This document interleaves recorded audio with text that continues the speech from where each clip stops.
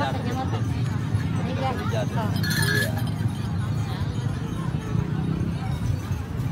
puas, tidak ada kue ya.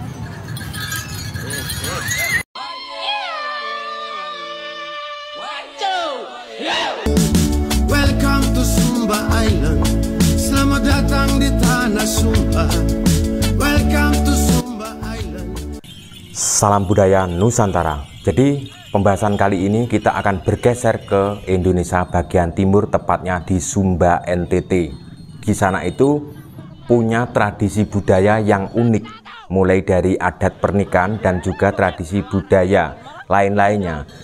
Di Sumba itu juga punya pemandangan alam yang luar biasa, tidak kalah dengan wilayah lain. Sebelum saya melanjutkan cerita mengenai tentang apa yang ada di Sumba dan mengenai tradisi adat budaya Sumba, saya akan menyapa teman-teman saya. Yang pertama Bang Thomas, juga ada Bang Immanuel, Bang Yosep, dan Bang Abdullah, juga Bang Paulus, dan juga abang-abang lainnya yang masih ingat dengan saya. Makanan pokok orang Sumba zaman dulu ya, mungkin sudah berbeda dengan zaman sekarang. Zaman dulu teman-teman saya dari Sumba mengatakan bahwa makanan pokok teman-teman dari Sumba itu adalah wontor. Wontor itu adalah jagung. Walaupun banyak sudah yang memakan nasi beras, tapi ketika orang Sumba tersebut ketika masih bersama saya itu makan nasi itu masih belum terasa kenyang karena bukan makanan pokoknya. Begitu sebaliknya seperti saya orang Jawa, ketika makan roti seperti itu masih belum kenyang ya, karena itu bukan makanan pokok. Makanan pokok orang Eropa kalau roti tersebut. Kalau makanan pokok orang Nusantara, orang Indonesia itu adalah beras.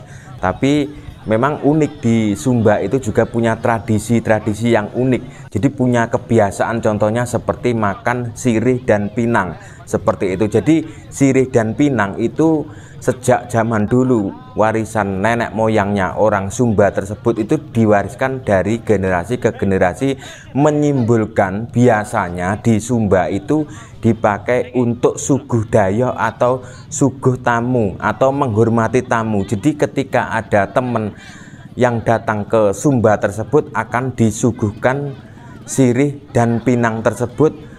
Walaupun suka tidak suka, pada zaman dulu menurut ceritanya teman-teman itu harus dimakan walaupun sedikit untuk syarat tersebut ya. Jadi bagus juga untuk kesehatan dan juga bagus untuk gigi. Gigi itu tidak mudah keropos, tidak mudah ompong kalau bagi orang-orang yang makan sirih dan pinang. Dan orang yang makan di sirih dan pinang tersebut bukan hanya orang Sumba, orang Timur-Timur, orang NTT tersebut, bukan hanya orang Flores, Alor seperti itu, tapi juga banyak sekali orang-orang Jawa zaman dulu itu masih mengkonsumsi yang namanya sirih dan pinang. Ini ada cerita lucu sedikit. Jadi teman-teman dari Sumba itu kan punya kebiasaan makan sirih dan pinang, dan itu juga dibawa ke tempat perantauan. Jadi akan membawa bekal pinang dan juga sirih. Itu kalau sirihnya itu masih mudah didapat, tapi pinangnya itu akan selalu membawa dari kampung di Sumba sana ya. Di mes tempat kita bekerja itu kan satu kelompok itu ada 3 orang, itu dikasih kasur dan juga spray sama bos kita pada waktu itu. Jadi karena sudah punya kebiasaan sebelum tidur atau lagi duduk-duduk itu makan sirih dan pinang, itu kan akan mulutnya akan memerah tersebut, dan ketika ditidur itu spraynya paginya itu saya bikin ngakak dan lucu karena sudah belepotan dengan sirih dan pinang. Jadi punya tradisi yang sangat unik namanya pasola. Pasola itu lempar lembing menggunakan kayu sambil menunggang kuda tersebut. Jadi harus punya ketangkasan atau lihai dalam berkuda seperti tampak dalam video ini ya. Jadi harus terampil dan juga tidak boleh ada dendam. Ketika nanti di dalam acara tradisi tersebut itu ada yang terluka, tidak boleh dendam. Itu karena adalah acara adat budaya setiap tahun yang selalu ditunggu-tunggu, dan biasanya orang menghindari seperti peperangan, tapi ini adalah perang-perangan untuk melestarikan budaya nenek moyang orang Sumba zaman dulu. Dan sebelum mengadakan acara tradisi budaya yang namanya pasola tersebut itu ada acara mencari nyale atau cacing seperti yang ada di Lombok seperti itu. Jadi ketika nanti tidak ada munculnya cacing atau nyale di dalam laut tersebut, juga tidak bisa melaksanakan tradisi budaya Pasola tersebut. Jadi para warga, para petani dan juga para peserta tersebut akan berbondong-bondong ke salah satu pantai yang ada di Sumba tersebut untuk mencari nyale atau cacing tersebut. Jadi orang yang mendapatkan cacing besar itu dipercayai bahwa nanti ketika nanam jagung itu akan melimpah, dan ketika mendapatkan cacing kecil tersebut akan melimpah hasil padinya. Jadi ada simbol, ada maknanya dan juga ada filosofinya. Dan ketika sudah mendapatkan cukup banyak tersebut, dikira sudah cukup banyak mendapatkan nyale tersebut, akan mencari hari baik untuk tradisi budaya Pasola tersebut. Itu yang menentukan hari dan tanggalnya dan lokasinya itu adalah ketua adat yang ada di Sumba tersebut.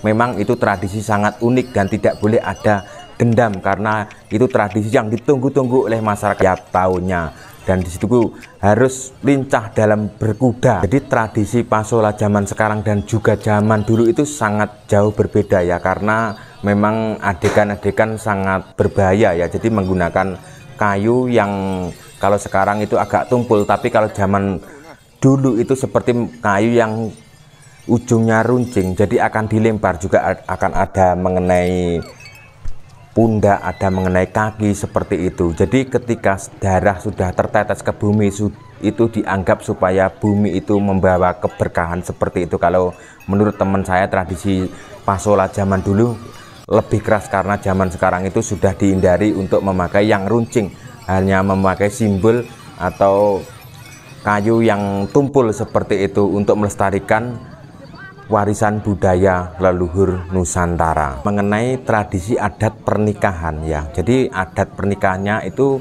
menurut saya nilai memang cukup mahal ya, karena persyaratannya tersebut harus dengan mas kawin atau mahar tersebut minimal 5 ekor atau 20 ekor hewan ternak seperti contohnya kuda, tergantung status sosial tersebut. Itu menurut saya sangat mahal, tapi orang Sumba sana itu kebanyakan tidak mengeluh, karena memang itu sudah sebagai tradisi budaya adat tersebut ya. Jadi harus membawa hewan ternak yang banyak untuk melamar atau membawa mahar tersebut. Itu luar biasa. Itu Sumba selain punya tradisi yang unik, yang berbeda, itu memang juga punya pemandangan alam yang sangat indah. Jadi banyak sekali wisatawan dari mancanegara itu yang datang ke Pulau NTT. Jadi yang datang itu bukan hanya wisatawan dari domestik. Jadi kita itu walaupun berbeda-beda suku ya, suku Sumba, suku Jawa, suku Sumatera, suku Kalimantan dan lain-lainnya, kita itu harus tetap berideologi pada Pancasila. Jangan sampai kita itu diadu domba, jangan sampai kita itu terpecah belah. Walaupun Jawa dan Sumba sana itu terpisah lautan yang luas, tapi kita itu sebenarnya punya ikatan spiritual. Ketika dari Jawa itu mau pergi ke Sumba tersebut, itu biasanya harus naik kapal melewati pelabuhan Tanjung Benua yang ada di Bali. Di sana memakan perjalanan 3 hari sampai ke 5 hari. Teman-teman saya itu bukan hanya dari Sumba, seperti dari Flores, dari Alor, seperti itu banyak banget ya. Nanti kita akan bahas selanjutnya seperti apa tradisi apa yang ada di Flores, tradisi apa yang ada di Alor menurut cerita-cerita teman saya ya. Semoga dengan adanya video ini saya kembali lagi menemukan teman-teman saya yang ada di Sumba, yang ada di wilayah NTT, supaya bisa komen di bawah ini kalau masih mengenali saya. Kita itu walaupun berbeda suku, berbeda warna kulit, kita itu tetap bersatu, satu nusa, satu bangsa, seperti itu. Jadi cukup sekian konten saya. Jika ada salah kata yang tanpa sengaja saya ucapkan, saya minta maaf yang sebesar-besarnya. Terima kasih. Salam budaya Nusantara.